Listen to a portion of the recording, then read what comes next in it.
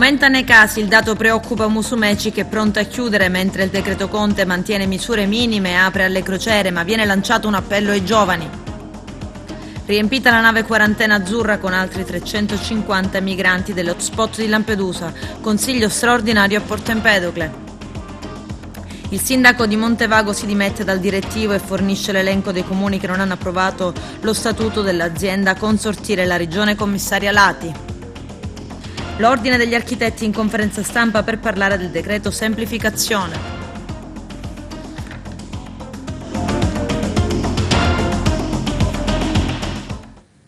Bentrovati gentili telespettatori al nostro appuntamento con l'informazione. Il coronavirus non si ferma, altri 27 nuovi casi in Sicilia. I ricoveri restano stabili ma aumenta il numero di persone in isolamento domiciliare. Il dato spaventa il governatore Musumeci che afferma se i contagi salgono si chiude. Intanto il premier Conte ha approvato il decreto agosto e lancia un appello ai giovani. Lello Casesa. Salgono ancora nel paese ed in Sicilia è positiva al Covid-19, un dato che ci impone di fare appello ai siciliani per una maggiore disciplina collettiva. L'aumento dei contagi registrato negli ultimi giorni in Sicilia potrebbe portare a nuove misure restrittive. 15 giorni fa abbiamo rivolto un appello, ma mi pare che non sia stato raccolto e non escludo che ci possano essere misure ulteriormente restrittive.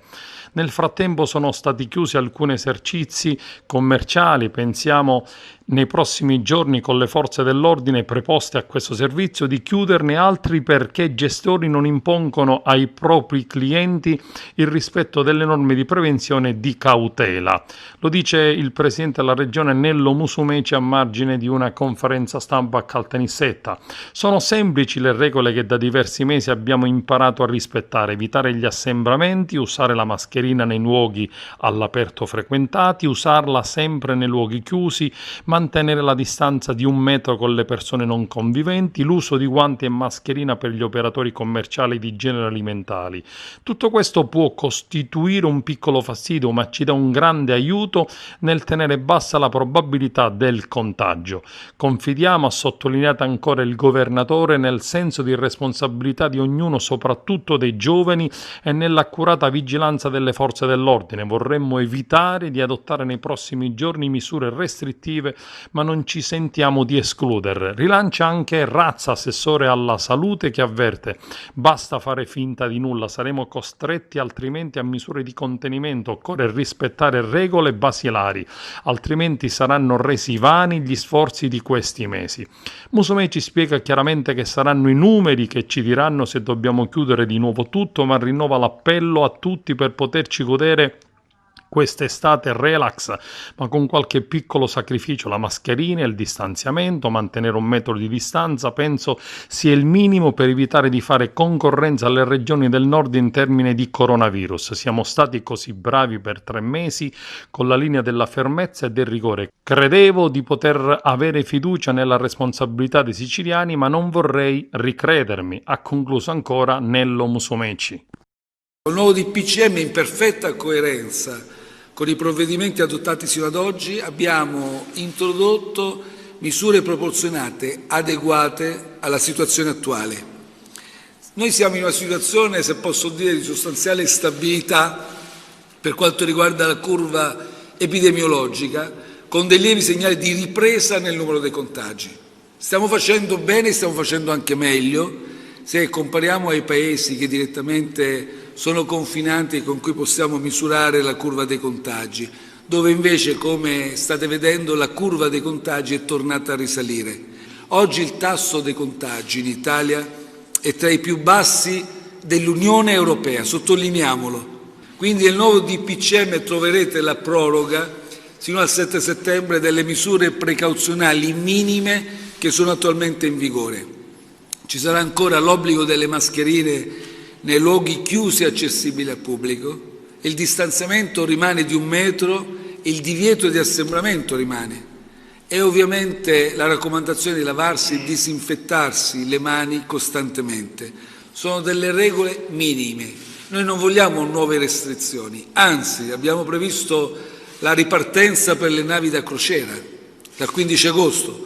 Abbiamo prevista la ripresa di alcune attività economiche come quelle fieristiche, ovviamente con allestimenti che possono partire subito dalla pubblicazione del DPCM e poi invece le fiere vere e proprie dal 1° settembre. Abbiamo previsto altre riprese, ma ovviamente tutto questo bisogna farlo con responsabilità, bisogna essere assolutamente attenti, accorti, intelligenti, mi permetto di dire.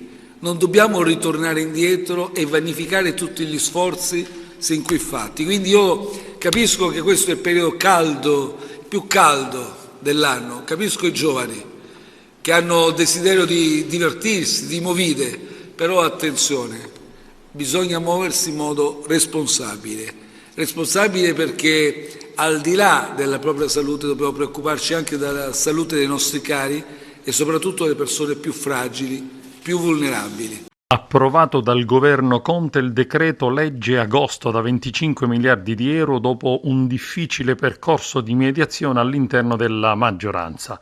Fondi per la cassa integrazione, gli altri ammortizzatori sociali, tra cui una nuova tranche del reddito d'emergenza e una nuova tantum da 1.000 euro per stagionale lavoratori dello spettacolo. Sostegno alle attività turistiche, il rinvio delle tasse per gli autonomi e poi risorse per scuole, enti locali, sanità. Infine un'altra novità riguarda una sanatoria per gli stabilimenti balneari e la diluzione delle tasse sospese durante il lockdown. Previsto anche il contributo a fondo perduto per le attività economiche e commerciali dei centri storici che abbiano visto le entrate di giugno più che dimezzate rispetto allo stesso periodo del 2019. La norma vale 500 milioni e riguarda 29 città. Venezia, Firenze, Roma e Milano ovviamente, ma anche realtà più piccole ad alto afflusso di turismo straniero come Pisa, Rimini, Agrigento, Padova, ma anche Como e Bergamo. Nel decreto agosto è previsto anche un fondo da 3 milioni di euro l'anno per la formazione delle casalinghe e la decontribuzione del 30% da ottobre a dicembre per le assunzioni al sud. Trovata l'intesa sul pacchetto lavoro delle nuove 18 settimane di CIG, 9 sono gratuite per tutte le aziende, mentre per le altre 9 viene chiesto un contributo dal 9 al 18% a chi ha avuto perdite di fatturato contenute o nulle. I licenziamenti sono comunque bloccati almeno fino al 15 novembre, salvo in caso di fallimento di accordi sindacali sulle uscite volontarie. Ultima novità riguarda le spiagge, con una norma che rivede i criteri di calcolo dei canoni per i concessionari e riapre termini per risolvere un contenzioso già oggetto di una sanatoria nel 2013, cioè quella di versare il 30% dell'importo dovuto in un'unica soluzione o il 60% con rate fino a 6 anni.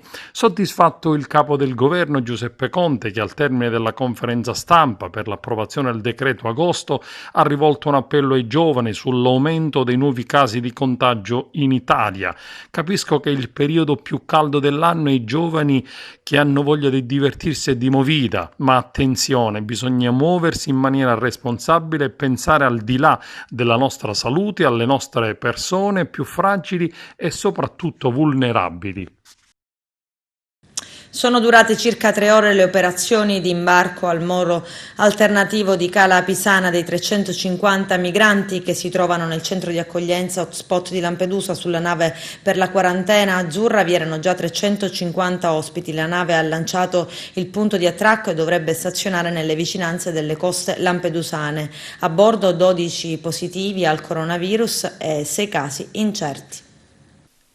La nave quarantena azzurra della Grandi Navi Veloci ha completato le operazioni di imbarco dei 700 migranti approdati a Lampedusa nelle scorse settimane e ospitati in prima battuta al centro di accoglienza dell'isola. L'imbarcazione della Grimaldi Lines, che il governo Conte ha affittato per far svolgere il periodo di sorveglianza sanitaria ai migranti, aveva iniziato le operazioni martedì scorso. A bordo erano saliti 350 migranti, ma poi a causa del forte vento e del mare agitato era stato deciso di sospendere tutto tutto, mollare gli ormeggi e fare rotta verso Augusta per il rifornimento di carburante. Dal porto di Augusta la nave è ripartita in nottata ed è arrivata a Cala Pisana a Lampedusa alle 11:30 per far salire a bordo il resto dei migranti, altri 350. Visto che la capienza massima è di 700, le operazioni sono durate circa 3 ore e poi la nave ha lasciato il punto di attracco e dovrebbe stazionare nelle vicinanze delle coste lampedusane. I primi 350 migranti erano stati sottoposti a tampone e ieri sono arrivati i risultati: 12 positivi al Covid-19 e 6 casi incerti. La situazione sull'isola è abbastanza grave. Su 95 posti disponibili ad oggi l'hotspot ospita 950 migranti, con i rischi che ne derivano non solo per gli stessi stranieri ma anche per i cittadini dell'isola. Alcuni lampedusani hanno denunciato e documentato con foto e video che i migranti fuggono dall'hotspot e girano indisturbati nelle vie principali di Lampedusa, sia per fare la spesa che per una semplice passeggiata, e il più delle volte senza indossare la mascherina. A presidio dell'hotspot ci sono però le forze di polizia. Il sindaco Totò Martello ridimensiona la situazione. Sono casi sporadici, la situazione è sotto controllo, il centro in ogni caso deve essere svuotato al più presto. E a Porto Empedocle ieri Consiglio Comunale straordinario proprio sul tema immigrazione, immigrati portati da Lampedusa alla tensostruttura e la richiesta di non avere la nave quarantena in appoggio a Porto Empedocle. Arturo Cantella. Onorevole De Caro, ecco, si chiedono dei ristori per il comune di Porto Empedocle che abbiamo visto, insomma, è stato soggetto di tutte queste navi, insomma, particolari situazioni che hanno nociuto anche al turismo empedoclino. Sì, io dico che hanno ragione sia i consiglieri comunali che le istituzioni intervenute oggi a chiedere una forma di ristoro per le attività commerciali ma anche turistico-ricettive che hanno avuto dei danni evidenti legati ai clienti, ai flussi turistici eccetera. Però reputo sia limitativo parlare solo di un ristoro per chi ha subito danni, perché sappiamo bene che tipo di vicende stiamo attraversando legate all'emergenza Covid, quindi il combinato disposto dei due problemi può essere stato devastante per questo tipo di attività. Siamo qui anche per fare delle proposte che abbiamo sottoposto una settimana fa al Vice Ministro degli Interni Vito Crimi, nonché capo politico del Movimento 5 Stelle, delle proposte concrete per cercare di risolvere quello che è un problema strutturale, che è quello dell'accoglienza. Ovviamente non si possono accogliere con la stessa, diciamo così, modus operandi che è avvenuto fino ad oggi. Bisogna ragionare in termini appunto strutturali, bisogna ragionare in termini di Stato. Si pensa, abbiamo proposto al Vice Ministro quando è venuto qua a Porto Empedocle, alla realizzazione di una agenzia di Stato per l'immigrazione che si occupi appunto di questo fenomeno a 360 gradi, che si occupi di andare a reperire quali sono le strutture pubbliche che potrebbero accogliere chi cerca nelle nostre coste un approdo, un ristoro, siano essi migranti economici, siano essi migranti che fuggono e scappano da guerre, quindi siano poi soggetti all'eventuale rimpatrio che al permesso di soggiorno. Ecco, tutta questa tipologia di fenomeni va governata anche con un'organizzazione che richiede tempo, richiede pazienza, e siamo venuti qui appunto per chiedere anche un po' di pazienza a un popolo come quello di Porto Empedocle, ma anche dei comuni delle altre coste, che da sempre ha nel DNA quello che è l'accoglienza, la benevolenza. Qua a Porto Empedocle c'è uno dei santi più famosi, che è San Calogero, che è un santo che conosciamo bene il colore della pelle di San Calogero, quindi l'accoglienza noi ce l'abbiamo nel DNA, solo che abbiamo bisogno di essere guidati dallo Stato, e lo Stato è stato presente ogni giorno, ogni qualvolta i sindaci hanno richiesto la presenza delle istituzioni. Noi siamo qui oggi anche a rappresentare questa istanza. Rischiavamo di non essere presenti perché praticamente fino a ieri notte eravamo impegnati all'interno dell'Assemblea regionale siciliana. Qualcuno qua si è lamentato per l'assenza dei deputati nazionali, ma capite bene che quando ci sono degli impegni istituzionali d'aula uno non può avere il dono dell'ubiquità. Anche il sindaco di Siculiana ha voluto partecipare a questo Consiglio Comunale aperto. Siculiana è stato sempre al centro dell'attenzione e sappiamo perché c'è in atto un grande albergo adibito a accogliere appunto queste persone. Sì, ho voluto anch'io partecipare a questo interessante incontro perché ritengo che il problema del fenomeno migratorio vada affrontato collegialmente tutti insieme i sindaci della provincia per dare adeguato risalto e quindi adeguata soluzione al problema. Noi da diversi anni, da più di 7 anni, abbiamo avuto un centro, un CAS, un centro di accoglienza a Securiana in una struttura alberghiera che ha di fatto danneggiato gravemente la nostra economia e il nostro commercio. La comunità di Siculiana è stata solidale in questi anni, però è innegabile il danno che abbiamo subito, quindi noi riteniamo che innanzitutto le strutture alberghiere non possono essere adibite a centri di accoglienza. Noi abbiamo fatto una pianificazione urbanistica, come del resto fanno tutti i sindaci dei comuni, prevedendo la nascita di alberghi di strutture ricettive e tali devono rimanere. Il governo centrale non può, privo di una visione grande, di una visione d'insieme, risolvere il problema immigratorio ammassando persone negli alberghi e nei centri di strutture ricettive. Hotspot ancora è al suo posto, lei ha annunciato di voler tornare eppure erano state date delle garanzie durante l'ultimo incontro in prefettura per la chiusura di questa struttura. La notizia dei migranti positivi riaccende la polemica. L'hotspot è chiuso, non c'è un solo soggetto nell'hotspot, non confondiamo il CAS che è sempre esistito, che continua ancora ad esserci, nel quale siamo rimasti con la prefetta che si completerà questa fase di quarantena che riguarda gli ultimi ospiti, dopodiché essendo state inserite in un contesto non consono, perché poi non cambia la sostanza tra CAS ed hotspot, è logico che da lì questo servizio deve essere definitivamente estirpato. Questo è l'impegno che è stato preso. Ad oggi l'hotspot non è più funzionante, l'impegno la prefettura lo ha mantenuto, in queste serie ci siamo sentiti più volte col prefetto, il quale devo dire che fermamente, proprio per mantenere l'impegno assunto col sindaco e quindi con la città, non ha consentito che questi 5 migranti che sono stati riscontrati positivi magari facessero la quarantena nell'hotspot, come è successo già in altri contesti urbani. Quindi gli impegni assunti sono stati mantenuti e si sta andando ormai definitivamente con l'indirizzo di smantellare dalla caserma Casparro, luogo inadeguato, qualunque servizio che è mirato ai migranti. Avete già un'idea di cosa dovrà sorgere al posto di quella struttura? Noi vogliamo semplicemente porre la questione in termini definitivi di prendecela come comune, lì poi onestamente si può fare qualunque cosa. Stiamo andando in questo momento a segmentare le nostre strategie in relazione anche al patrimonio Messina Spa, cioè la società di valorizzazione che sta partendo, ed è da questa società che noi procederemo con una politica di dismissione di beni e acquisizione di beni per concentrare la strategicità in alcuni settori. E quello è un luogo dove si presta a poter realizzare qualunque tipo di attività. Oggi non voglio annunciare quali sono le idee in merito, perché prima bisogna risolvere la questione della proprietà, per la quale, chiuso questo servizio, comunque formuleremo l'istanza per acquisircelo.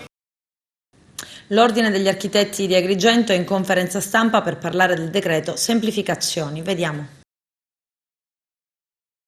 Sostanzialmente no al decreto rilancio, una conferenza stampa oggi insieme alla Società Nazionale Costruttori, invece che semplificare il governo mischia le carte, Presidente. Un decreto che riteniamo deludente e certamente insufficiente a rilanciare l'edilizia e i lavori pubblici, soprattutto in quella parte del territorio nazionale che stanno soffrendo in particolar modo, come il contesto agrigentino.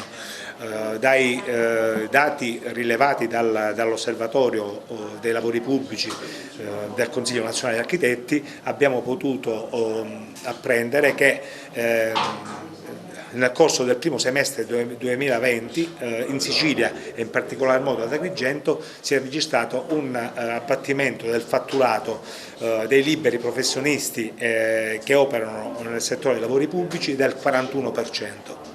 Sono numeri importanti che fanno riflettere che ha bisogno di provvedimenti ben più robusti di quello proposto dal Governo. Un'altra proposta nostra riguarda invece l'affidamento degli incarichi di progettazione e direzione lavori per quest'anno e l'anno prossimo, interamente tutti questi incarichi affidati ai liberi professionisti, questo al fine di dare un po' di ossigeno alle partite IVA che sono veramente la parte più in sofferenza della nostra società civile. Al fine di coprire un po' questi incarichi dal punto di vista finanziario abbiamo proposto la costituzione di un fondo di dotazione presso il Ministero delle Infrastrutture e dei Trasporti con una dotazione iniziale di 50 milioni di euro, un fondo che poi si autoalimenterebbe a regime con il recupero da parte delle amministrazioni giudicatrici delle risorse relative ai finanziamenti dei lavori e ai recuperi dei ribassi di gara. Non si muove nei passi dell'architettura contemporanea, del consumo di suolo zero, perché ci blocca in quegli interventi di demolizione e ricostruzione, soprattutto oggi che noi parliamo di una nuova legge urbanistica che, ricordo a tutti, è stata presentata dalla Regione Siciliana proprio ad Agrigento e tra l'altro non ci consente di andare a riqualificare i nostri centri storici. Noi oggi abbiamo voluto fare questa conferenza stampa con attori fondamentali del comparto dei professionisti e del mondo degli imprenditori proprio per dire alla politica di ascoltare chi ogni giorno lavora di queste semplificazioni e potrebbe dare un grosso aiuto. Addirittura voi avete minacciato di scendere in piazza, non c'è quindi un interlocutore da parte dello Stato? Sì, a noi è da 3 anni che lottiamo su tante misure, non abbiamo mai avuto interlocutori con cui poterne parlare. In campo nazionale sicuramente il Consiglio Nazionale degli Architetti sta facendo un lavoro importantissimo nel comparto dei lavori pubblici con il nostro vicepresidente Rino Lamentola. Qui ad Agrigento in provincia ci siamo battuti sui piani regolatori generali, ci siamo battuti sulla riqualificazione dei centri storici che con questo decreto semplificazione vanno a bloccare, non certo a semplificare le procedure. E noi è stata una bella occasione per dire che come la politica non dovrebbe fare le cose e come invece dovrebbe confrontarsi prima con le realtà produttive e professionali di questo Paese, prima di emanare norme che rischiano di non funzionare, di funzionare male. Quindi cosa proponete voi?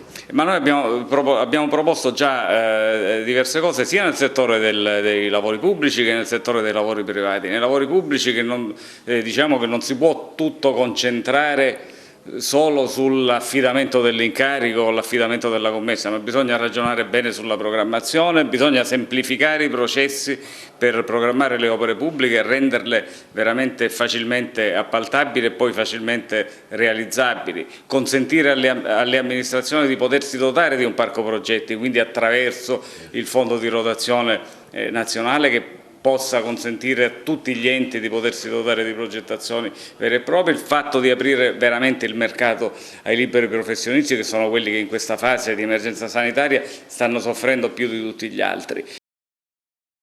Una conferenza stampa oggi qui in tandem con l'Ordine degli Architetti per dire sostanzialmente no a questo decreto cui lei ha fortemente lanciato il suo grido d'allarme.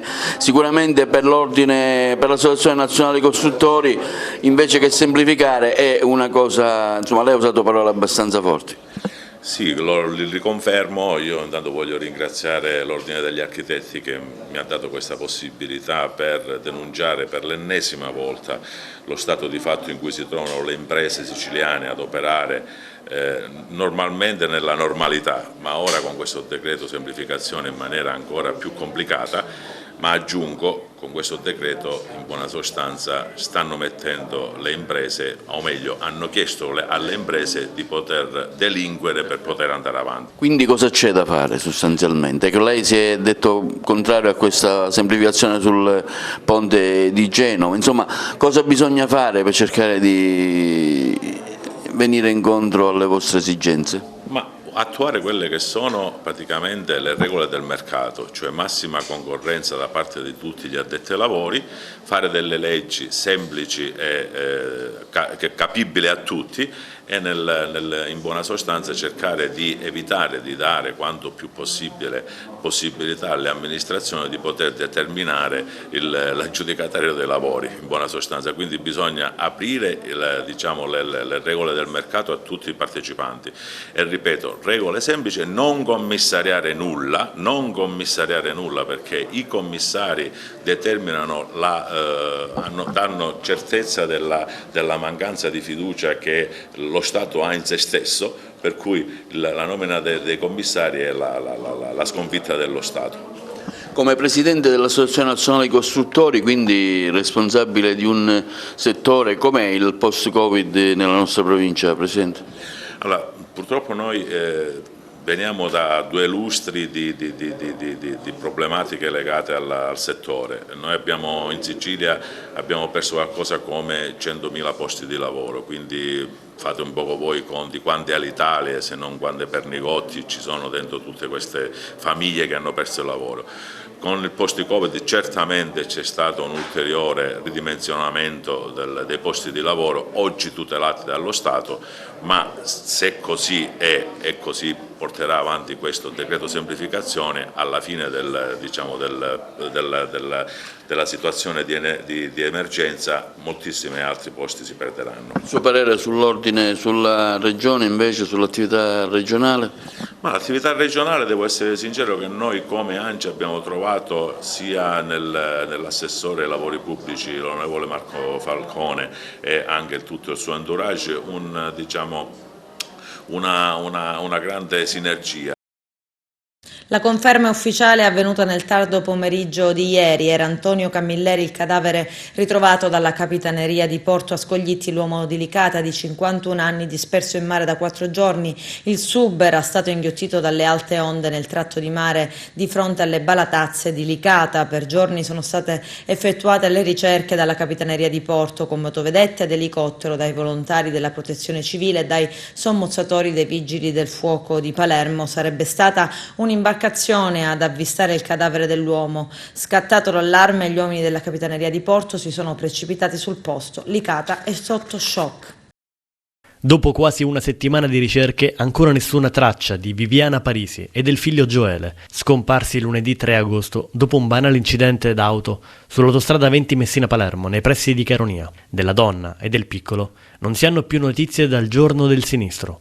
I 2 sono stati visti allontanarsi a piedi dall'autostrada, lasciando in macchina un Opel Corsa anche degli effetti personali. Da allora di Viviana e del figlio letto nessuna traccia. Un silenzio assordante che sta riempendo di angoscia i familiari della donna, originaria del Torinese e da tempo residente a Venetico. Un'angoscia che ha travolto anche gli amici di Viviana, molto nota per la sua professione di DJ. Le ricerche hanno interessato numerosi ettari di vegetazione nei pressi del luogo dove è stata abbandonata la vettura. Oltre ai mezzi aerei e alle unità cinofile, sono stati impegnati anche i sommozzatori dei Vigili del Fuoco per la perlustrazione di alcuni laghetti artificiali presenti nei boschi dei Nebrodi. Al momento però le ricerche non hanno fornito alcun esito.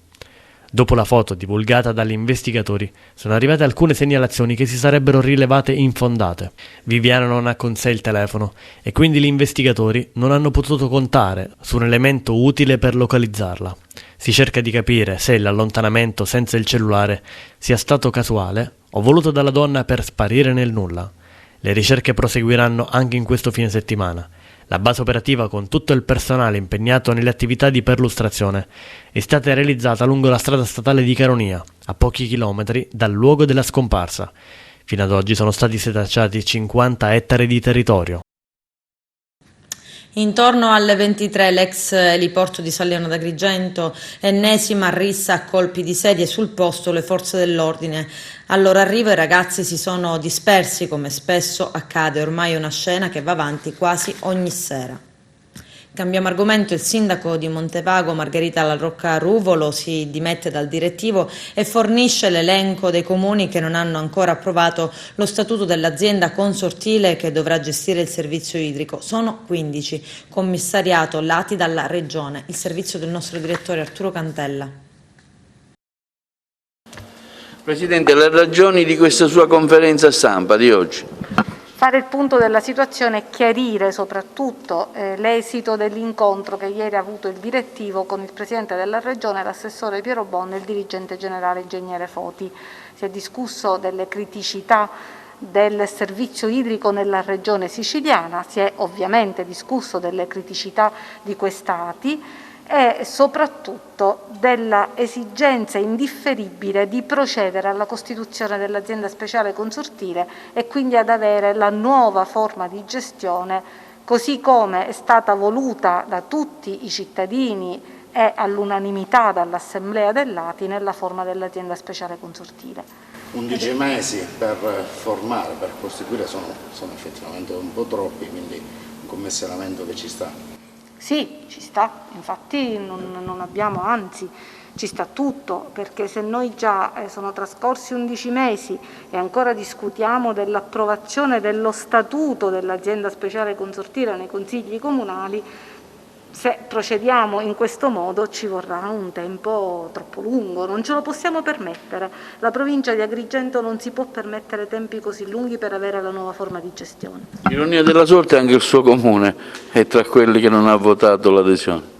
Sì, ancora non si è pronunciato il Consiglio Comunale, è in Consiglio Comunale perché già si è avuta la prima fase il 3 agosto scorso, andrà di nuovo per la prosecuzione, però effettivamente tra i comuni che ancora non hanno deliberato, così come il comune più grande, il capoluogo Agrigento e altri parecchi, perché sono 16 comuni che ancora non hanno deliberato. Il potere del commissario quale sarà?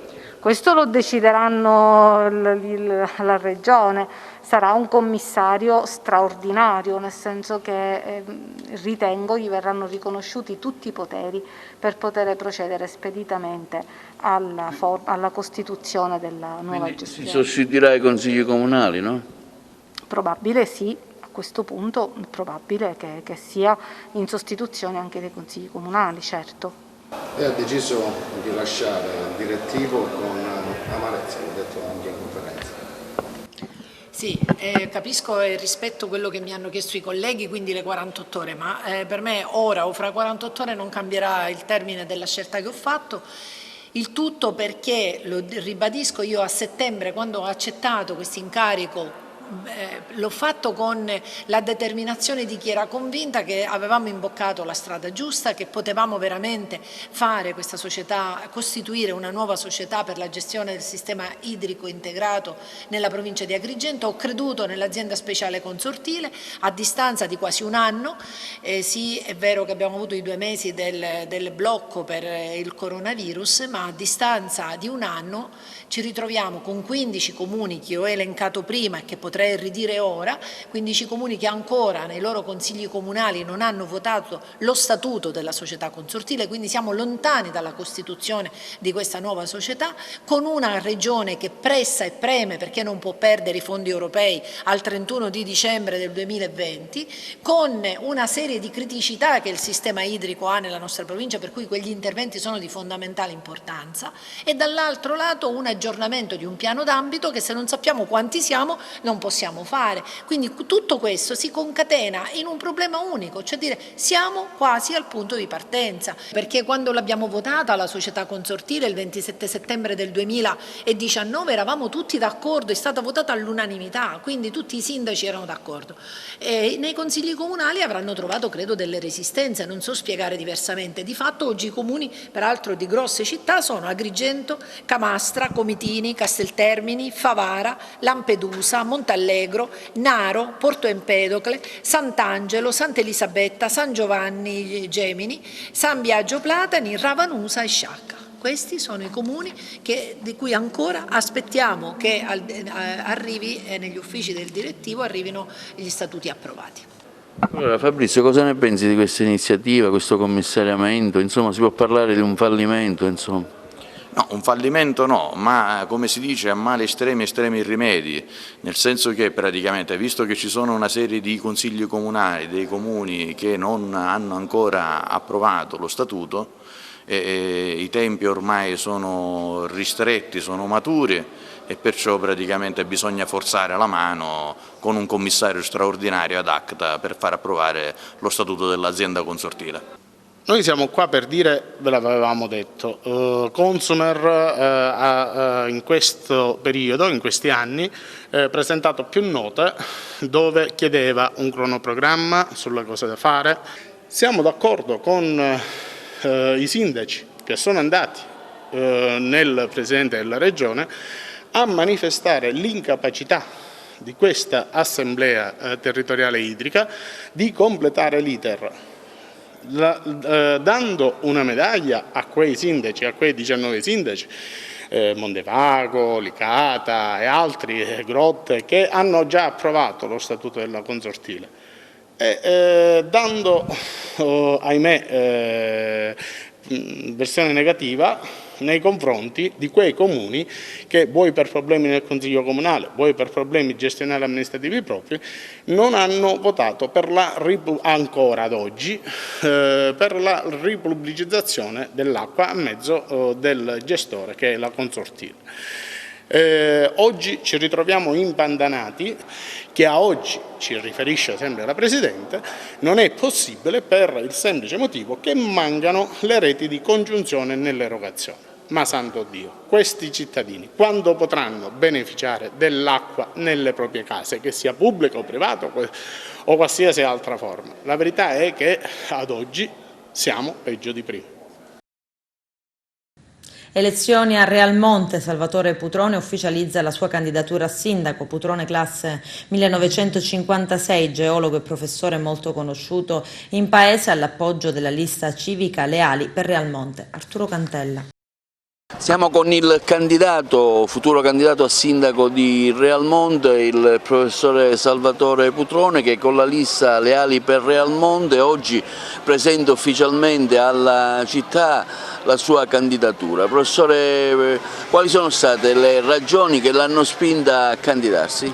Sono il professore Putrone e sono nato e cresciuto a Realmonte, dove ho realizzato la mia vita familiare, quella professionale, nonché anche politica. Infatti, in passato sono stato consigliere comunale, capogruppo, nonché assessore e sono sempre stato accanto alla mia gente. Così intendo fare anche adesso. Il suo programma per catturare il voto dei suoi concittadini di Realmonte?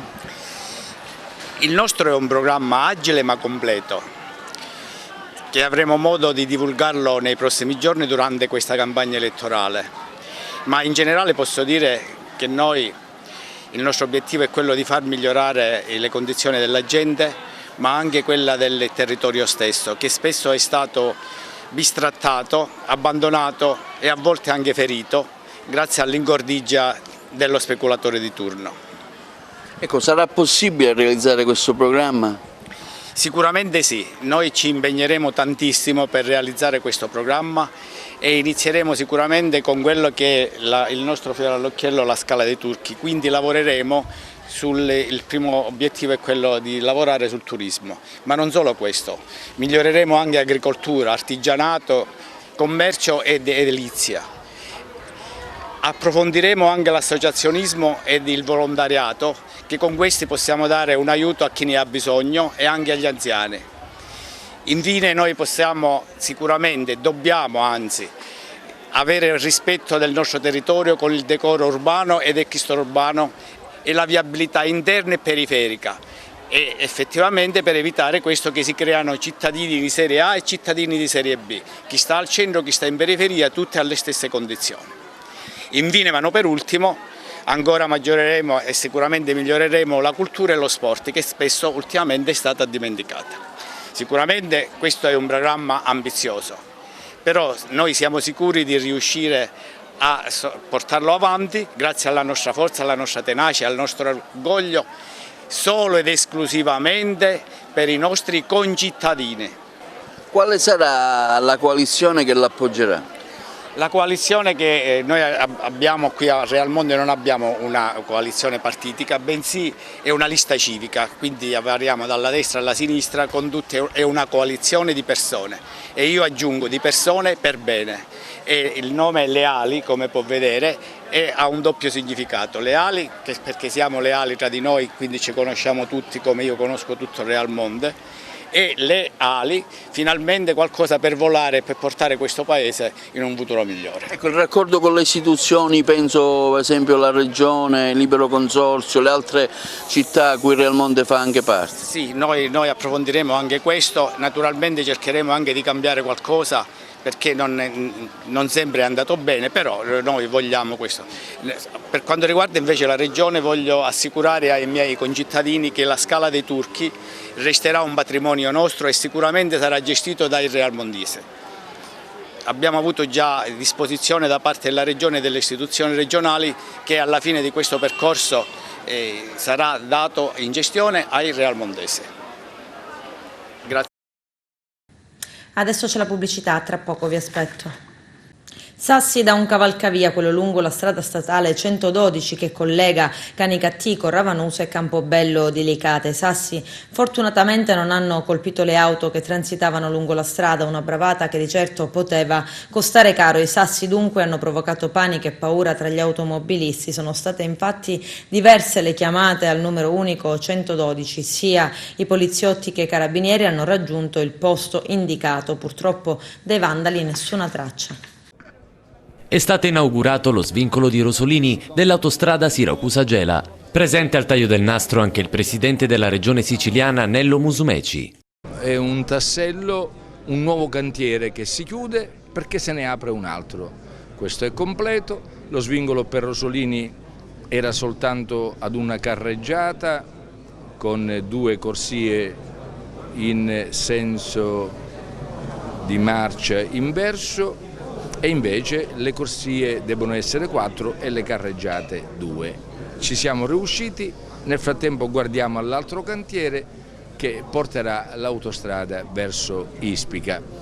Penso che fra alcuni mesi potremo essere anche lì, non per inaugurare, ma per prendere atto in un sopralluogo tecnico, per prendere atto dello stato di avanzamento dei lavori. Se penso cos'era il CAS 3 anni fa, mi vengono i brividi.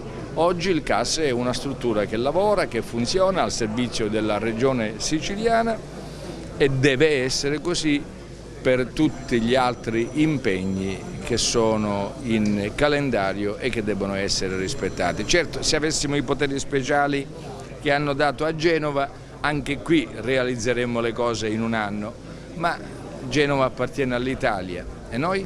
Insieme al governatore ha preso parte alla cerimonia l'assessore alle infrastrutture Marco Falcone, che ha annunciato per la fine dell'anno l'apertura dello svincolo di Ispica con la realizzazione di altri 10 chilometri di autostrada. Sarebbe grave se oggi imponessimo il pedaggio ai cittadini. I cittadini vanno risarciti addirittura, non vanno sanzionati con un pedaggio che sarebbe ingiusto e inopportuno. Per cui noi abbiamo detto, fin quando non avremo realizzata un'autostrada con tutte le misure di sicurezza, con tutte le norme costruttive del caso, è chiaro, non possiamo imporre nulla a nessuno. Dobbiamo invece chiedere scusa, l'ha detto il presidente Musumeci, ha ragione, e noi lo chiediamo con i fatti. Noi chiediamo scusa alla Sicilia, cercando di infrastrutturare non soltanto il sud-est della nostra isola, ma l'intera nostra terra. Noi oggi siamo qui a Canicattì per provare a mettere al centro dell'attenzione della società siciliana il tema della qualità del lavoro e della dignità del lavoro. Il problema in Sicilia oggi non è soltanto il fatto del lavoro che manca, ma anzitutto che quel lavoro che c'è spesso è un lavoro in nero, sottopagato, sfruttato, privo dei diritti elementari. È chiaro che una condizione lavorativa del genere non porta né crescita né sviluppo di un territorio, di una comunità. Allora noi riteniamo che la precondizione per cercare di rilanciare da un punto di vista economico e sociale la nostra terra è quella di ridare dignità al lavoro. Naturalmente è chiaro che bisogna anche crearlo il lavoro Noi oggi siamo in una fase particolarmente delicata dove centinaia e centinaia di ragazzi e di ragazze sono costretti ad andare via, e sotto questo aspetto quindi noi reclamiamo quelle politiche economiche ed un cambio di passo nelle politiche economiche per ridare lavoro e soprattutto qualità e dignità al lavoro. Oggi a Canicattì, dopo la manifestazione fatta a Ribera con i braccianti, oggi ci spostiamo sul tema invece che investe colf e badanti. Per troppo tempo troppi lavoratori sono stati utilizzati in nero con basso salario. La CGIL Sicilia da un mese sta girando tutte le province per dire basta con le catene, vogliamo che si metta mano in maniera definitiva con questa nostra manifestazione Isola senza catene, vogliamo denunciare tutto quel pezzo di lavoro nero, sottopagato, e oggi a Canicattì porremo con i nostri segretari e con Salvina Mancione il tema sui colf e badanti. Quello di questa sera è un appuntamento per noi di fondamentale importanza, perché è la testimonianza della prosecuzione della battaglia che da sempre la CGIL e la Filcams CGIL portano avanti contro il lavoro irregolare in ogni sua forma. E la battaglia contro il lavoro irregolare è una battaglia di legalità, perché non applicare i contratti nazionali o applicarli soltanto in parte? Tutto questo chiaramente è una violazione delle norme vigenti e quindi siamo nel campo della illegalità. Noi oggi parleremo qui di lavoro irregolare soprattutto per quanto riguarda la Filcams CGIL nei settori del lavoro domestico, dove molto spesso colf e badanti lavorano senza un contratto di lavoro, e nel settore del turismo, che è un settore che pur potendo essere trainante per l'economia della Sicilia è un settore che purtroppo vede molto precariato, molto lavoro irregolare inteso come lavoro nero ma anche come lavoro grigio. Tra l'altro il turismo è uno di quei settori più colpiti dagli effetti della pandemia del Covid-19. Non a caso la campagna a cui oggi ci colleghiamo e Resistiamo, che già dal suo titolo appunto sottolinea il fatto che non solo i lavoratori esistono nel turismo ma resistono anche agli effetti della pandemia. Scegliamo come piazza Canicattì questa giornata proprio perché è su Canicattì che riscontriamo il più alto numero di popolazione dell'est Europa. La maggior parte di loro sono impegnati sia come braccianti agricoli che come colf e badanti. Il settore di cui mi occupo, quindi la Filcams, si occupa di colf e badanti e pertanto abbiamo scelto questo territorio per iniziare una campagna di informazione ma anche di denuncia rispetto al lavoro sommerso. Siamo qui anche per sostenere la campagna Resistiamo sul turismo e siamo anche qui per sostenere la campagna Isola senza catene, quindi colf e badanti fuori dal buio, indetta dalla CGIL regionale. Questa sera siamo al Centro Culturale di Canicattì per dare inizio ad una serie di iniziative. L'iniziativa di stasera è molto importante, ringrazio ovviamente la CGIL regionale, quindi i segretari regionali e la CGIL provinciale nella persona del segretario Alfonso Buscemi e la segretaria della Filcams Salvina Mancione per averci dato questa grande opportunità. I temi di stasera sono molto importanti ed è proprio dal territorio che è necessario ricominciare perché è di fondamentale importanza essere a fianco dei lavoratori e noi lo siamo stati, lo siamo e lo saremo sempre. I temi di stasera, come ho detto, sono molto importanti: il lavoro nero, il caporalato e lo sfruttamento, e noi siamo a fianco dei lavoratori per tutelare i loro diritti. Ha già detto tutto il segretario regionale che mi ha anticipato in questa intervista, e io volevo semplicemente ringraziare Rosaria Laimo, segretaria della Camera del Lavoro di Canicattì, per aver portato questa serata qui al Centro Culturale. Il tema è importantissimo, ha già detto tutto il segretario, e ringrazio tutti gli intervenuti perché sono tantissime che vengono da tutto l'Interland canicattinese. Stasera sostituisco il sindaco che è impegnato da dirigente in un'altra manifestazione e porto tutti i saluti quindi del sindaco Ettore Ventura e dell'intera giunta. 40 anni di lotte per dare alle donne la libertà di scegliere, via all'ultimo tabù sull'aborto farmacologico. In Day Hospital è dentro la 9ª settimana e non la 7ª. I dettagli nel servizio. Si potrà assumere senza ricovero fino alla 9ª settimana di gravidanza, prorogando il termine delle 7 settimane previsto finora. Il ministro della Salute Roberto Speranza ha aggiornato così dopo 10 anni le nuove linee guida sulla pillola abortiva RU486. Sono basate, dice, sull'evidenza scientifica, prevedono l'interruzione volontaria di gravidanza con metodo farmacologico in day hospital e fino alla 9ª settimana. Prosegue un passo avanti importante nel pieno rispetto della 194, che è e resta una legge di civiltà del nostro Paese. La decisione del Ministro arriva a seguito del parere chiesto all'Istituto Superiore di Sanità dopo l'ondata di proteste per il provvedimento approvato a giugno dalla Giunta leghista in Umbria, che ha deciso lo stop all'aborto farmacologico in day hospital, revocando una delibera regionale del 2019.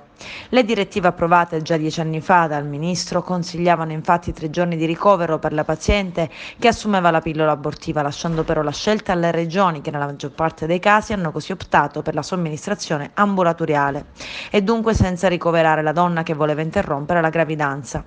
Adesso va fatto in day hospital nelle strutture pubbliche e private convenzionate e le donne possono tornare a casa mezz'ora dopo aver assunto il medicinale. Non è soltanto un farmaco la pillola RU486, non è soltanto una modalità diversa per applicare la legge 194 sull'interruzione volontaria di gravidanza. È quella pillola l'ultima battaglia vinta dalle donne nella difesa del proprio corpo, l'ultimo capitolo di una storia umana e politica lunga quasi mezzo secolo per avere il diritto di parola sulla scelta, a volte amara, di dire no a un figlio. Oggi un nuovo tassello. Pallavolo Aragona femminile, la SEAP Dallicardillo piazza il quinto colpo di mercato per il prossimo campionato nazionale di Serie B1. Il presidente Nino Di Giacomo ha perfezionato l'ingaggio della centrale Barbara Murri, 183 cm di altezza, classe 1993. L'atleta abruzzese ha un ottimo curriculum e vanta anche una stagione in Serie A2 con la maglia del Marsala nella stagione 2017-2018. Nella stagione 2018-19 ha difeso i colori del Sant'Elia Fiume Rapido in Serie B1 e nel calcio nuovi ingaggi in casa Akragas. I dettagli con Carmelo Lentini. E mentre la squadra agli ordini di Francesco Di Gaetano continua ad allenarsi con impegno, la società con il DS Ernesto Russello continua a fare mercato per completare la rosa. In questi giorni infatti si sono registrati un paio di arrivi.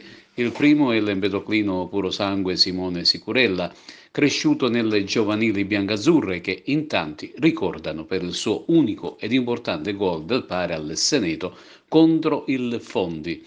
È stata la rete del suo debutto in Lega Pro, stagione 2016-17, poi ha vestito la maglia della San Cataldese in Serie D segnando 3 gol, per poi trasferirsi per una breve parentesi in Calabria con il Roccella. Quindi ritorno ancora a San Cataldo. Classe 99 è un attaccante di movimento che sa creare preziosi spazi per la linea avanzata. L'altro calciatore, secondo fondate voci provenienti dal catanese, è Salvatore Incatasciato, modicano di nascita, un centrocampista classe 99 che ha militato stabilmente in D con squadre del nord Italia. Ricordiamo quali sono: Alto Vicentino, Gozzano, Adriese, Crema, San Tommaso e San Donà, con le quali ha racimolato complessivamente ben 76 presenze e segnando 5 reti. Ancora il mercato in entrata è sempre aperto. Per completare la rosa servono altri 5 senior, oltre qualche altro under di grande affidabilità. Per questi ultimi la società è in trattativa con club di Lega Pro e non si esclude che prima della fine di agosto possa arrivare ancora qualche altro elemento. L'Akragas praticamente si sta muovendo a piccoli passi ma con discrezione, ma deciso anche a piazzare colpi di qualità. Il DS Ernesto Russello è all'opera da un bel po' e ciò ha avvantaggiato diverse trattative che si sono concluse positivamente. Anche la presidente Sonia Giordano, anche se da lontano, segue con interesse l'evoluzione del mercato ed è abbastanza soddisfatta delle scelte sinora operate. La squadra continua alla prima fase di preparazione, ben lontana da occhi indiscreti e dal fragore della città. Tutti i calciatori sono concentratissimi e quanto prima verranno presentati ufficialmente ai tifosi biancazzurri. Anche nella Pro Favara si registrano degli interessanti movimenti di mercato. È arrivato il portiere che ritorna in gialloblu dopo qualche stagione. Il calciatore, praticamente è il portiere Pandolfo, si è messo già a disposizione del tecnico Luca Cavallo. Scegliere l'Agrias non è stato difficile perché una piazza del genere fai fatica a rifiutarla. Poi dietro ci stava il mister Di Gaetano che l'ho avuto l'anno scorso a Palazzolo e questa è stata una delle motivazioni per cui mi ha spinto a scegliere Agrias.